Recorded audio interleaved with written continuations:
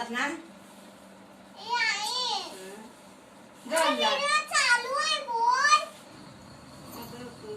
मला नाही ना येत आता वाईट बोलला ना